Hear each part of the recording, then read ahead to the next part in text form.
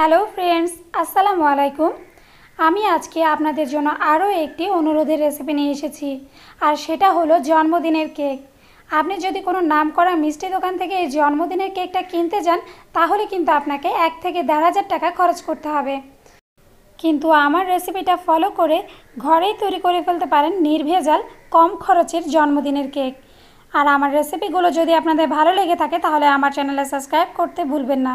তো চলুন গিয়ে দেখে নিই কী কী উপকরণ লাগছে এই জন্মদিনের কেক তৈরি করতে। প্রথমে এখানে আমি ময়দা নিয়েছি 1.25 কাপ, মানে 1 কাপের 4 ভাগের 3 ভাগ। ডিম নিয়েছি 4টা। ভ্যানিলা এসেন্স নিয়েছি 1/2 চা চামচ। মিল্ক পাউডার এটা নিয়েছি আমি 1 টেবিল চামচ।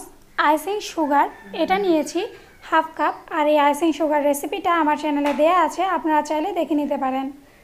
সেই সাথে আর লাগবে বেকিং পাউডার 1 চা চামচ, আরও 1/4 চা চামচ। বাস এই দিয়ে তৈরি করে ফেলবো আমরা জন্মদিনের কেক। আর এই কেকটা ডেকোরেশনের জন্য আমাদের অবশ্যই লাগবে বাটার ক্রিম ফ্রস্টিং, যার রেসিপি আমার চ্যানেলে দেয়া আছে, আপনারা চাইলে সেখান থেকে দেখে নিতে পারেন। আর এই জন্মদিনের কেকটা আমি চুলায় করব, কেননা সবার বাসায় হয়তো ওভেন থাকে না। তো প্রথমে আমি একটা মোটা তলানি বিশিষ্ট পাতিল চুলায় বসিয়ে দিয়েছি এবং এর ভিতরে একটা স্ট্যান্ড দিয়ে দিয়েছি। আর এই পাতিলটাকে এখন আমি ঢাকনা দিয়ে দেব। আর ঢাকনার মধ্যে যে একটা হোল আছে, হোলটা আমি টিস্যু পেপার দিয়ে বন্ধ করে দিয়েছি। এখন এই প্যানটাকে আমি গ্যাস ওভেনের একেবারে লো হিটে 10 মিনিটের জন্য প্রিহিটেড হতে দেব। আর আমি তৈরি করে নেব কেক ব্যাটার। প্রথমে আমি যে 4টা ডিম নিয়েছিলাম, সেই 4টা ডিমের সাদা অংশ এবং হলুদ অংশ আলাদা করে নেব।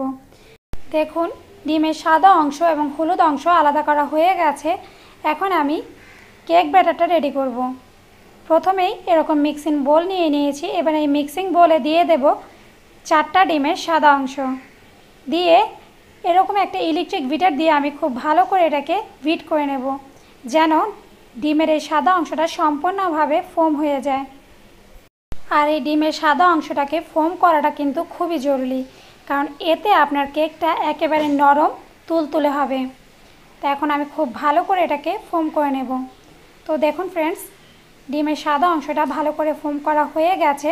আর আপনাদের কারো কাছে যদি এরকম ইলেকট্রিক বিটার না থাকে, তাহলে কিন্তু আপনারা এরকম হুইপ চামচ ইউজ করতে পারেন, যেটা দিয়ে আপনি এই বিটারের কাজটা করতে পারেন।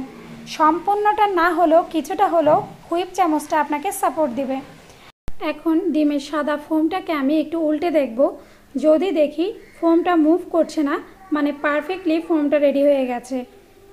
এখন এতে আমি দিয়ে দেব 4টা ডিমের হলুদ অংশ, দিয়ে আবার একটু ভালো করে বিট করে নেব। এরপর এতে দিয়ে দেব 1/2 কাপ আইসিং সুগার। আর আমি আগেই বলেছি, এই আইসিং সুগার রেসিপিটা কিন্তু আমার চ্যানেলে দেয়া আছে, আপনারা চাইলে সেখান থেকে দেখে নিতে পারেন। এখন ডিমের সাদা অংশ প্লাস আইসিং সুগার আমি খুব ভালো করে একটু মিশিয়ে নেব। তো সবগুলো উপকরণই খুব ভালো করে ফোম করা হয়ে গেছে। এখন এর মধ্যে আমি ড্রাই যে ইনগ্রিডিয়েন্টসগুলো আছে সবগুলো দিয়ে দেব। প্রথমে দিয়ে দেব বেকিং পাউডার, এরপরে গুঁড়ো দুধ, সব শেষে 1.25 কাপ ময়দা। এই সবগুলোকে এখন আমি চালনিতে চেলে ডিমের ফোমের মধ্যে দিয়ে দেব।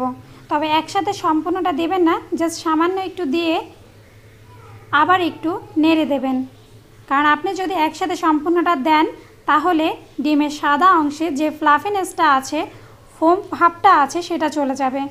সেই জন্য জাস্ট হালকা হাতে ঘুরিয়ে ঘুরিয়ে সম্পূর্ণ ময়দার মিশ্রণটাই আমি এখানে দিয়ে দেব।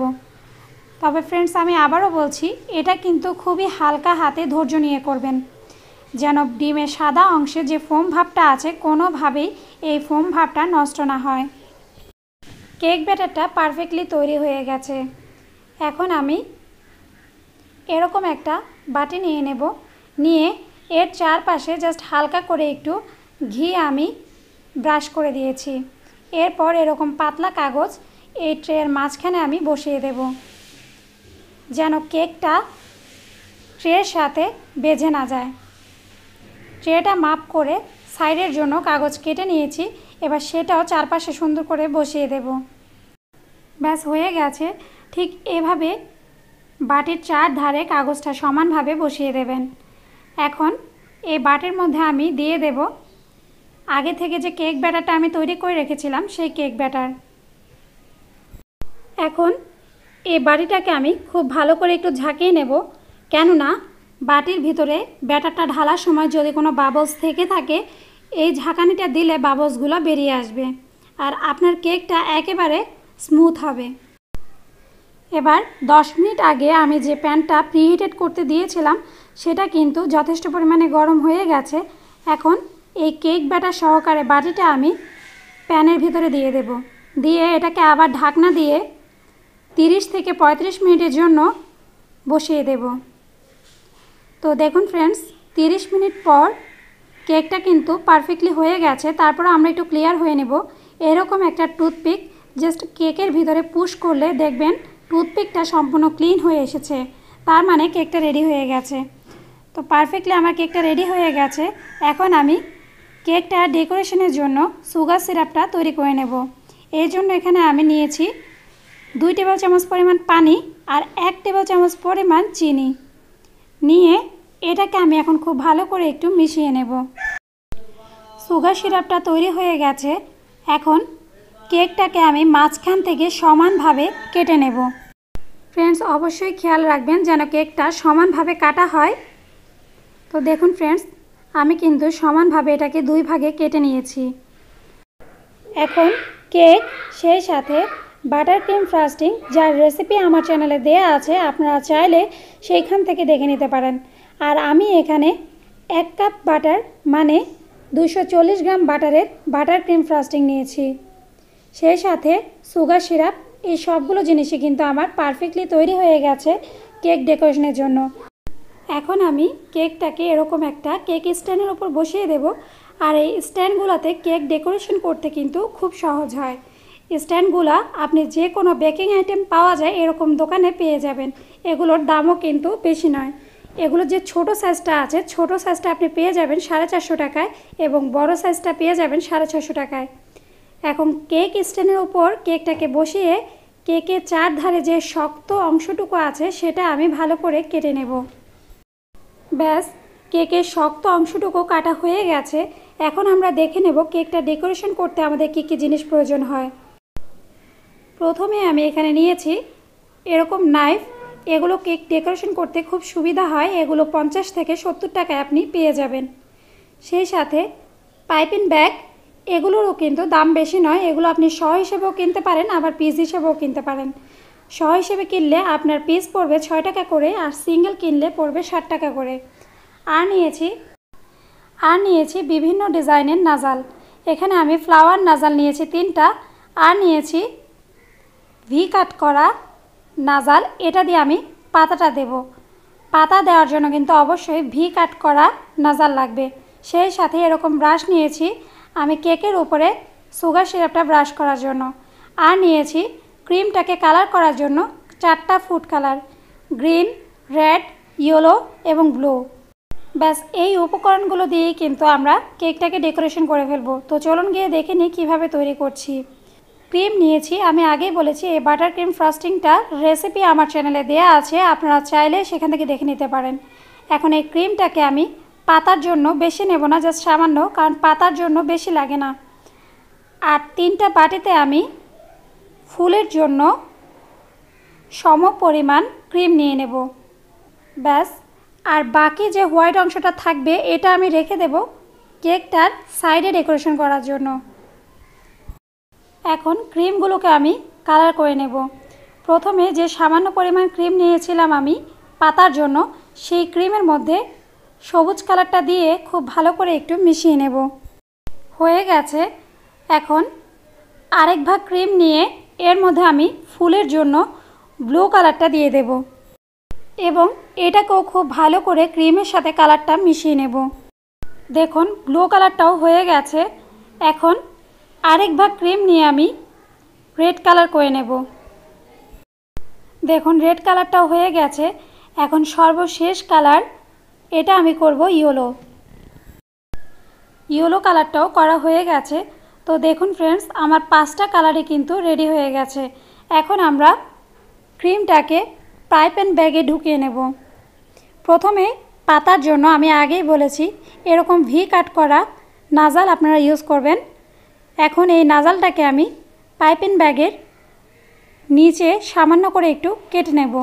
কেটে নাজালটাকে আমি এর ভিতরে ঢুকিয়ে দেব। ঢুকিয়ে জাস্ট একটু চেপে নিচের দিকে দিলেই দেখুন নাজালটার মাথাটা বেরিয়ে এসেছে।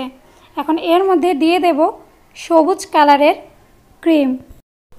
সম্পূর্ণ ক্রিমটাই ব্যাগের মধ্যে ঢুকানো হয়ে গেলে এখন এটাকে আমি জাস্ট নিচের দিকে চেপে চেপে এর মধ্যে যে বাতাসটা আছে বাতাসটা বের করে ক্রিমটাকে একেবারে নিচে নিয়ে যাব, যেন এর মধ্যে কোনো রকম বাবলস না থাকে। এবার কেকটাকে আমি ডেকোরেশন করব। তো প্রথমে আমি এরকম 4 টুকরো কাগজ নিয়ে কেকের 4 ধারে ঢুকিয়ে দেব, যেন আমার কেকের স্ট্যান্ডটা ময়লা না হয়। এরপর এখন আমি কেকটাকে আগে থেকে যে 2 ভাগ করে রেখেছিলাম, 1 ভাগ তুলে কেকের মধ্যে যে সুগার সিরাপটা আছে সুগার সিরাপটা ভালো করে একটু ব্রাশ করে দেব। ব্রাশ করা হয়ে গেলে এখন এর মধ্যে দিয়ে দেব ক্রিম। এখন এই ক্রিমটাকে আমি সেই নাইফের সাহায্যে খুব ভালো করে একটু 4 ধারে লাগিয়ে দেব। আর আমি আগেই বলেছি কেক ডেকোরেশনের জন্য এই নাইফটা কিন্তু অনেক কার্যকরী।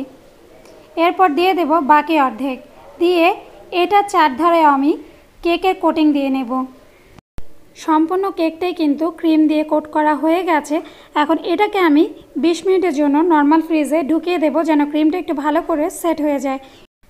তো ফিরে আসছি ফ্রেন্ডস 20 মিনিট পর, এবং 20 মিনিট পর আমার কেকটাকে আমরা ডিজাইন করে নেব। এখন কেকটা কোট করার পরে বাকি যে হোয়াইট ক্রিমটা রয়ে গেছে সেটাকে আমি এরকম খাঁজ করা একটা নাজাল সেটা ঢুকিয়ে দেব পাইপেন ব্যাগে, আর সেই ব্যাগের মধ্যে দিয়ে দেব সেই হোয়াইট ক্রিম। 20 মিনিট পর কেকের নিচে যে কাগজটা ছিল সেটা আমি হালকা হাতে টেনে বের করে নেব। এরপর পাইপেন ব্যাগে যে খাঁজ কাটা নাজালের মধ্যে হোয়াইট ক্রিমটা নিয়েছিলাম সেটা দিয়ে আমি চারপাশে এরকম করে ডিজাইন করে দেব। দেখুন ফ্রেন্ডস, নিচের দিকটা সম্পূর্ণভাবে আমি ডিজাইন করে নিয়েছি। এখন আবার এর উপরের সাইডটাও আমি সেমভাবে একটু ডিজাইন করে নেব। জাস্ট হাত দিয়ে একটু চেপে দিলেই হয়ে যাবে। দেখুন সম্পূর্ণ কেকের 4 ধারটাই ডিজাইন করা হয়ে গেছে। এখন প্রথমে আমি লাল কালারের ক্রিমটা দিয়ে 4 ধারে হালকা হালকা করে ফুল দিয়ে নেব। এরপর নীল কালারের ক্রিমটা দিয়ে আবার আমি লাল কালারের 4 ধারে হালকা করে গোলাপ ফুল দিয়ে দেব। এরপর লাল আর নীলের মাঝখানে যে খালি জায়গাটুকু আছে এর মধ্যে দিয়ে দেব হলুদ কালারের ফুলগুলো। সব শেষে দিয়ে দেব সবুজ কালারের ক্রিম দিয়ে পাতা। আর এই পাতাগুলো অবশ্যই আপনি দিবেন সবগুলো ফুলের মাঝে যে খালি অংশটুকু থাকবে সেই অংশটুকু আপনি পাতা দিয়ে ভরাট করে দেবেন। কেকের মাঝখানে সম্পূর্ণটা ভরাট করা হয়ে গেলে এখন এর পাশে আবার নীল কালারের ক্রিম দিয়ে আমি এভাবে ঢেউ করে দেব। এর উপরে দিয়ে দেব হলুদ কালার এবং সবার উপরে দিয়ে দেব রেড কালার। তো পারফেক্টলি তৈরি হয়ে গেছে আমার জন্মদিনের কেক। তো আপনারা অবভিয়াসলি এটা বাসায় ট্রাই করবেন। সেই সাথে ফ্রেন্ডস, আমার এই রেসিপিগুলো যদি আপনাদের ভালো লেগে থাকে তাহলে লাইক দেবেন, কমেন্ট করবেন এবং আমার রেসিপিটা শেয়ার দেবেন। আর আমার এই রেসিপির সমস্ত উপকরণই দেয়া থাকবে এই ভিডিওটার নিচে ডেসক্রিপশন বক্সে। সেই সাথে দেয়া থাকবে ফেসবুকে আমার গ্রুপ লিংক, যেখানে গিয়ে সরাসরি আপনি পেয়ে যাবেন আমার প্রতিটা রেসিপির ভিডিও আপলোড। আজকে এ পর্যন্তই। আল্লাহ হাফেজ।